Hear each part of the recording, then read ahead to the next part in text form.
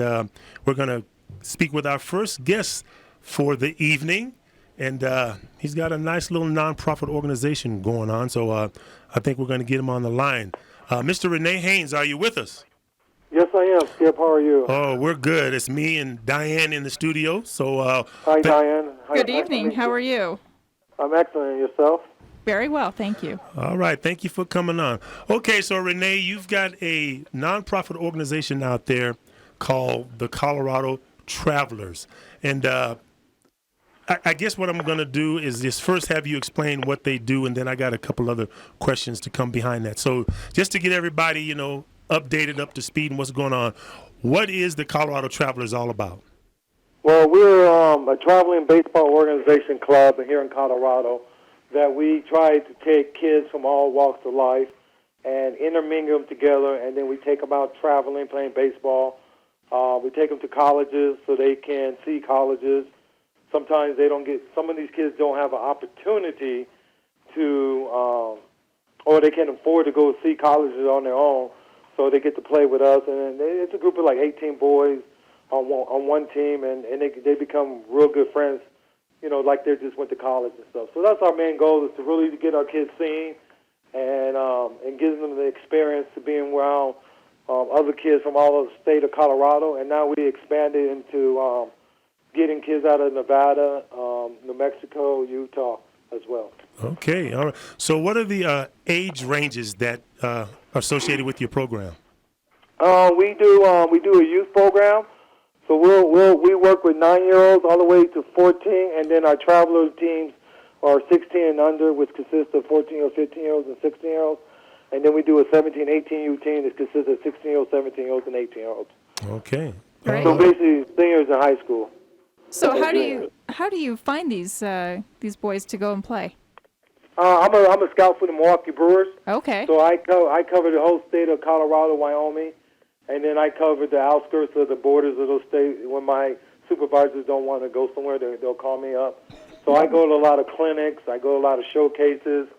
So I'm always around watching baseball all year round. I go to, we invite kids to come to our indoor facility, which Ernest runs, and it's his place. And so he works out with a lot of boys that I'm interested in. Sure. I trust him, his expertise.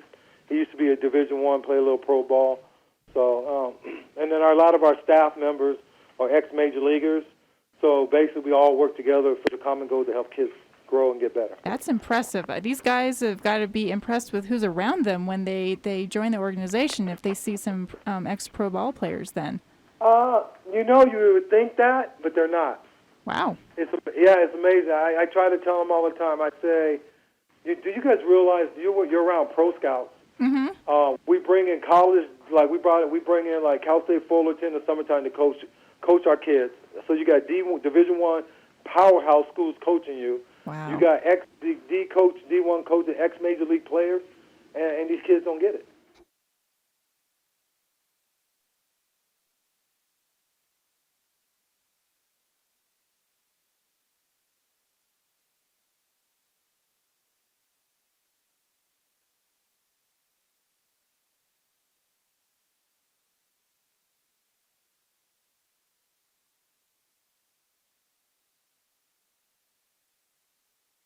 I think they just entitled of it, So the ones who really appreciate it, like we have 5 kids get D1 scholarships from our summer and fall team. So nice. We got a kid going to Xavier, we got a kid going to UNLV, we got one going to West Point Army, we got one that went to Siena, we got one at Air Force, we got another one at Evansville in Indiana. So we got a lot of kids that and then some kids are going to go pay Division II. So we just try to help them to extend their careers. Well, and how far has one of the boys actually gone in terms of going pro?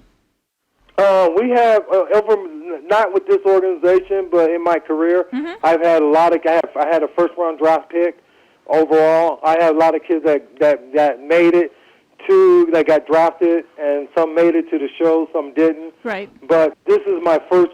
This is like my 34th year in Colorado really getting involved in this. So I'm just interested. I had one kid, he got drafted He played for us, but it's just interesting to see where they go. I don't care if they get drafted. All I care about is them going to college and being good citizens, and then when they come back home, to give back to the community. Right. I mean, obviously, that's the whole goal, the underlying goal of your organization. But it's always nice for some people to understand how far you can really take it, even though you start out at bare bones.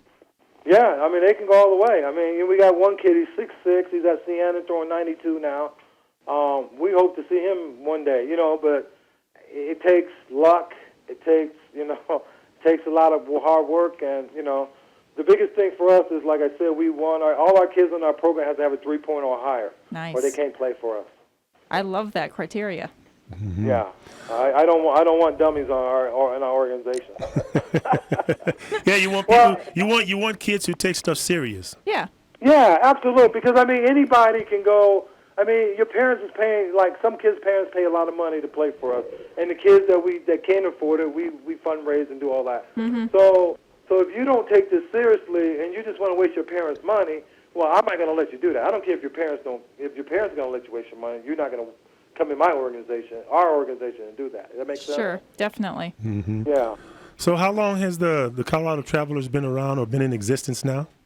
Well, I've been doing this in Colorado with 5-6 years now, and so then we broke off from the other pack and started our own thing. This is going to be our 3rd year. Okay. So, Renee, what was, I guess I'm going to say, the motivation for you to just kind of start, your own organization? I just saw that kids needed to be, I saw talented kids not get opportunities to play at the next level. And so I don't take superstars. If they're superstars, they can go somewhere else and play because that's fine. They don't need our help. So I'm taking kids that, like when our first year in our organization, we won the state championship. We beat Cherry Creek. We beat everybody. We beat Creek, 12-2 in the final. And that was the biggest moment of our program because a lot of those kids did not even play varsity baseball on their high school team. And then the next spring, they all played varsity baseball. So they all got an opportunity when they should have had the opportunity maybe 2 years ago. Mm-hmm. So that's the biggest part of our thing is when we see kids, like their high school coaches don't think they're that good, and then they see them play with us and like, whoa, they're pretty good. And then they go out and try out and they beat out the kids that now they have a different light in them. Does that make sense? Yeah. They've kind of had a chance to see what the opportunity is. Right. That there is an opportunity. And sometimes high school coaches, they don't have, to their defense, they just don't, their season's small and they don't have an opportunity to see everybody all the time. And I get that. Well, and a high school coach has a different mentality in terms of what he's doing with the majority of the students that he has under his tutelage. He doesn't have the ability to have a select, 12, 15 boys focusing on one thing, which is what you're doing. He has to kind of take the whole class and kind of mold all of them at about the same level. Right. Yeah. And that's the difference. And the difference is we work out with our boys all year round. And we give them breaks and stuff, and we do clinics and stuff. That's our next thing we're about to do is in December we do an annual clinic that we bring Division I coaches out here, some ex-major leaguers, and we do a clinic and we work with on their skill sets. But also the biggest thing, the piece of this, we talk to them about college, what it takes to be a college, a Division I player or a Division II. And we talk about all the necessary steps. And then my supervisor comes out from the Brewers. And he talks about the pro side. And then we have like Mike Myers, he used to pitch for the Rockies, the Yankees, and Boston. And he'll come, he's a player associate for the Major League Baseball, so he'll come talk to them about contracts and, advisors and agents and all that good stuff. And then sometimes we bring health and wellness people to come out and talk. So all we always trying to do is educate the kids and the families about how to take care of your body, because when we travel, we stay in the house. And we buy the food, we cook food for our boys, and we have a nutrition program. The kid's going to go out and eat junk. We understand that. But if you go ahead, what? No, I was going to say, but if you can still give them some good stuff, then it kind of helps counterbalance some of that bad stuff. Yeah, absolutely. Well, what happens is we buy the food. I go out and buy all the food, And then, like, they're old enough to make their own breakfast and lunch, and then dinner we cook for them. And then if they want to go out and get, like, a hamburger or something, which is fine, we'll take them and do that. But the majority of the time, the kids like to stay in the house because there's a swimming pool. They get to hang out with all the guys. And then the food is right there. So, you know, kids get kind of lazy. They don't want to go out and really, like, oh, Coach, can we go? Yeah, you can walk. Oh, I don't want to walk. You want to take me? No. I don't want it that badly. Yeah, so they don't want it that badly, you know? Yeah. Well, you would think, too, that a home-cooked meal would beat the fast food any day, you would think. Absolutely, Skip. And I'll tell you one thing, our nutrition program and our strength and conditioning, our core program made us really competitive. It took our boys to the next level where we got kids running like unbelievable. Like we got one kid that he's running world-class speed. You know, we got other kids that are dropping their times. They're throwing harder now. So everything that we have done up to this point has worked, and it's just because the kids bought into what we're trying to do. And they saw the results of them getting better. Well, I think that's where the buy-in comes from, is the results. Yeah, it is results. That is true. So, Renee, you mentioned that you have a camp coming up. Why don't you go into a little bit more detail about the camp and, you know, of course, what time, where, and who can attend and so forth? We have, every year we do an annual clinic. So this year we got, we just added Auburn University's coming, Oregon University's coming, Purdue, Iowa, UNLV, Santa Clara, Gonzaga, University of Tennessee and Martin. So we have all these schools coming out to work with our boys. And the reason we put this together, we partnered up with a guy maybe 4 or 5 years ago, and then we decided to do our own thing. And we started to have the youth kids come in. They come in. It's going to be at Blow Up Hidden Facility off of I-25 and 70th Street off of Broadway. And then we're going to have one day, that's on Sunday and Friday night. And then on Sunday night, we're going to be at Choice Baseball up in Fort Collins off of Harmony Road. So what we do is we have the youth kids come in and we work with them. And you should see these kids light up. Their eyes light up when they see Oregon. Or they say, Coach, Oregon coach talked to me, Dean Styles, oh, that was awesome. Or, you know, and they're still talking about the street level, saying, oh, remember, these kids are always talking about that. Because that's what I wanted to, I wanted to see that light bulb and that creation in their eyes light up. Right. You know, that's why we do that. Right. And we only charge $50 for the kids to come. And people are like, you know, well, you should be charging more. Well, you know, they're kids. You know, I mean, just be happy, you know. Right. You know. Within and then, reason, yeah. Yeah, it's a reason, you know. So the kids, so they just have fun with the kids, and the kids get to say high five and, you know, whatever. So they just, and they practice on their skill set. So they have a great time on that. And then we do the high school where it's a little bit more serious. So we do 60 times. We do work on their skills. We do radar guns on the pitchers. We work with the catchers, the hitters. And that one we charge $200 per session or $300 for both both sessions. And what that is, and they get, and then we keep it a ratio. We try to keep it 2-to-1 ratio, so they get to spend time with the college coaches, ask questions, and then at the end we give them an evaluation on their skill set. That's wonderful. Wow. Yeah. A lot going on. So these clinics are taking place December 6th and 7th? The 5th is going to be the youth part of it at Blow It Up. Okay. The 6th is going to be a youth clinic in the high school at Choice Baseball in Fort Collins. And then on the 7th is going to be at Blow It Up Hitting Facility, and that's going to be just the high school part of it. Okay. So, Renee, do kids who want to be involved with this, do they have to register or something like that? Or how do they get involved? They go to our website and they go to www.coloradotravelers.org, and then they click on clinic, and then it has all the flyers, and then it has the drop down, so how they pay. And then what they do is once they register, then we send them a thank you that they register, and then we send a player profile that they fill out. And that player profile, what I do is I give it to all the coaches. So for college, like every year we get like 5 to 6 kids that get scholarships out of it. Nice. And how that works is they see them, they like them, and then they follow them. Right. And then they'll, you know, once they decipher as an organization, what university, what kid likes them, and then like I said, they'll give them a scholarship.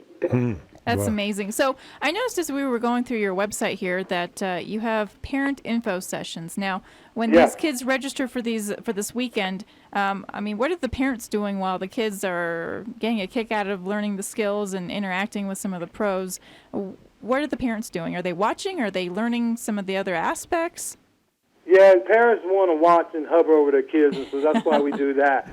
We sit down and talk to them about college recruitment. Okay. We talk about the pro side. How, what we look at. If we're looking to, if I like, basically, my job is to find talent here in Colorado, and then once I turn it over to my supervisors, I'm done with them.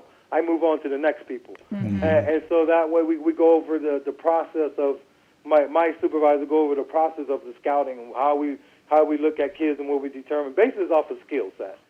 So this helps the parents understand what the potential could be for their own son.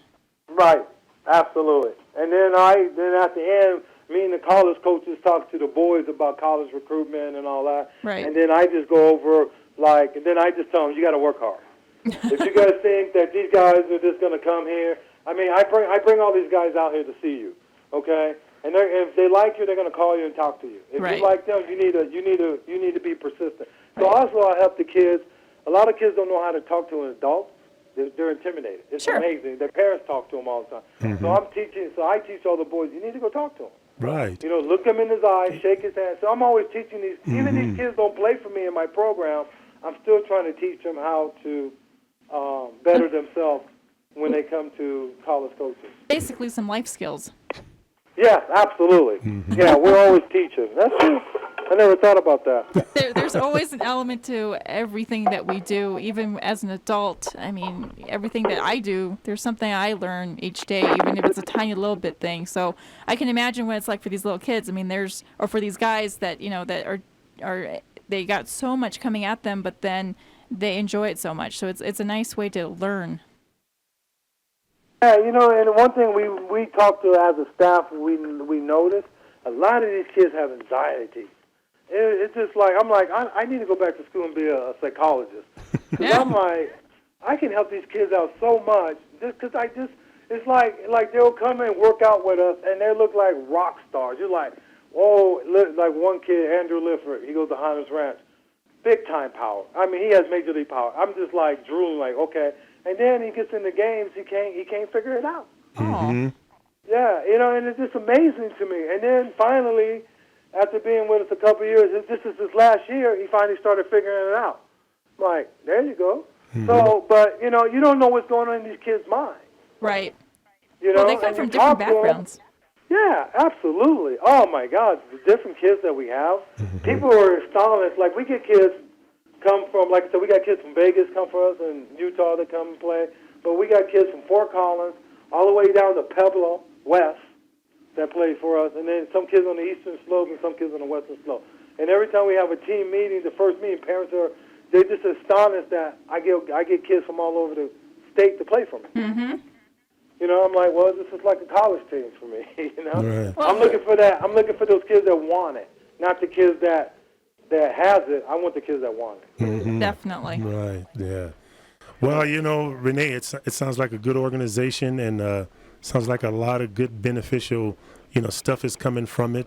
Yeah, I can see what you're saying. You mentioned about these kids having a lot of anxiety and so forth. I mean, of course, the world we live in today has just become more anxious. I mean, there's just so much stuff going on and, what parents got to do just to, provide for their households and so forth. And I don't know, I think sometimes, children kind of can get brushed off a little bit because of just all the other concerns that parents may have. So it seems like what you got going on, the kids can come there and kind of develop a camaraderie with other kids.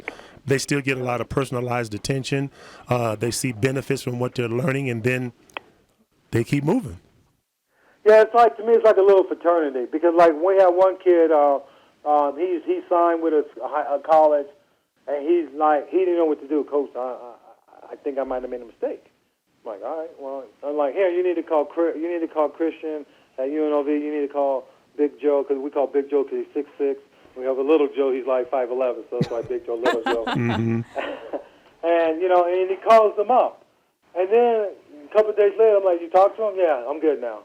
So he just needed to he Just needs if he some didn't have reassurance. that reassurance that he made, because he didn't know. I mean, Yeah. he's this is going to be the first time he's leaving home, and Right. he made a huge decision. He wanted to sign early, and now he's questioning, did he do the right thing? Right. I think we all do that as adults, much less kids. Yeah, we've all been guilty of that. Uh-huh. So, yeah, absolutely. So to have that support system is unbelievable because I can tell them whatever, but sometimes it's good when it comes from the peers who is already there, Right. And so the next year, if somebody else has that, then I can call and say, hey, you need to call Chris up and ask Chris about, what he went through. And that's one thing I like about our organization. We're a family. The ones who stay with us, we're truly a family. The ones who choose not to stay with us, well, that's on them. Mm-hmm. Well, and that's the decision that they have to make. Now, Absolutely. you had mentioned fundraising. How many of the kids need to, participate in the fundraising? Is that something listeners can help with? Yeah, what we do is we have we're going to start. We're starting to write grants now, so we're on that page now. We do. I have a sponsor sheet that we have. We have Le Cave. If you at the highest tier, they give you dinner for 4, plus 4. I think 2 cases of wine. I think that's where it goes. And then if somebody just want to give us $100, they get a bottle of wine. So we take, if you just want to give us $100 or whatever, we always want to make sure we give them something. Sure. That goes back to my days at when me and Skip was at KUVO. Ah. I'm always Skip. I got the process going. I know. It works. Okay. Yeah. And then we got like we have Minnick Auto. He supplies all the SUVs for the coaches. Okay. So so he gives us Excelades or he'll give us Mercedes Benz, and so we'll drive the coaches when they come into town, so they don't have to worry about transportation. Right. So that saves us money. Sure. And then we have restaurants that gives us food, so we don't have to pay for the coaches. That saves us money. So we have a lot of things that go on. And then this year me and Skip are talking about doing a concert. And then I'm from New Orleans, so I'm going to do a crawfish boil this year. A big one. Sounds like there's a lot in the works. I'm going to be there for the crawfish boil. Yeah. So we're always getting, and then we got a lot of volunteers, parents that just helps out. Sure. Just help out. And that's what's the most important thing. Just helping out and, so that way we can have a better organization and truly help the kids like we want to help them. Okay. So, Renee, why don't you leave contact information for your organizations so of any parents or, kids that are listening and have interest, they know how to get a hold of you. All right. Well, you can go, the biggest thing is our website is www.coloradotravelers.org, and travelers is plural. Or you can contact me at 303-761-0548. So we also do hitting lessons, pitching lessons. So we have Jason Ernest Simpson, Dave Beers, Terry Shumper. We have a lot of those guys, and myself, Aaron Stinky, if you want help and all that. So we, and then the good thing about our organization, if you can't afford it, we'll still take you. Okay. Nice. Yeah. Thank you so much for all that you do. That's impressive. Okay. Yeah, thank you. I appreciate you guys having us on. This is a lot of work. Sometimes I think my wife is going to get rid of me because me and my daughter spend more time on the baseball field than we do at home. Well, of course, I know it's a little bit personal, Renee, but I think it's great, man, when a father's got his daughter with him everywhere. It's just a great thing to see.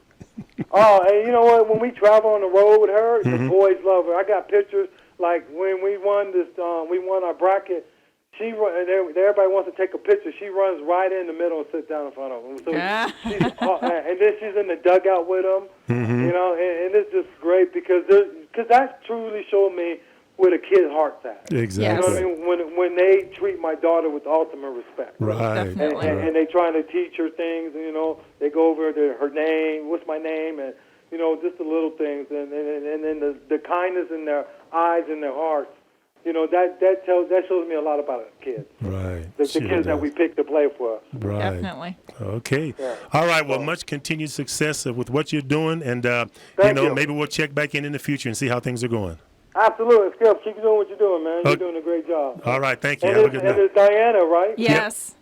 It was a pleasure finally. I heard a lot about you, but I never got to speak to you or talk to you. So hopefully in the future we get to meet you. Well, hopefully you can come in for one of these in the future when we catch up with Yeah, I just have my little girl with me, so I want Bring her too. She, Bring her I too. know. Yeah. I know. Well, thank you so much. Thank you. I appreciate it. All right. Have a good night. All right, Skip. Thank you too. Good night. That was an awesome interview. Yeah. I mean, Yeah. everyone got to hear what somebody gets to do Yeah. for an organization, and to see that actually happen. I Yeah. mean, it's amazing. Well, and of course, and because I know him, I watched him take it from zero to where it's at now. And, Right. But you know, Diana, what this teaches me, as well as what I see many doing, hard work does pay off. Oh, You know, tremendously. I think Yes. the problem with a lot of people, whether they're young or old, you know, we live in a society where people just want things to happen instantly. Right. And nobody wants to work hard for what they've achieved or accomplished. Right. But that's what he's done. Right. He's worked hard. I've watched him pound the pavement, make the phone calls, go make the visits, go look for the kids. He's put up with the frustration of the kids not doing right. Yep. He's had to argue with parents because they think, but he's continued just to through it all persevere. And now he's got a great organization going. That's the passion. Right. All right. Well, and obviously we were on air tonight on KZKO, and we're also doing this via YouTube, MSE Network Live. You can watch this. We're trying to get our progress going forward, and so you can obviously, What are you talking about? This is KZKO, baby. What you talking about? We're always making leaps and bounds everywhere. So if you missed this, you can check out the video later on. We'll have it posted up on our YouTube. That's MSE Network Live. Okay. Again, you're listening to the KZKO Report. We come to you every Thursday night from 7 to 8 p.m. Mountain Standard Time.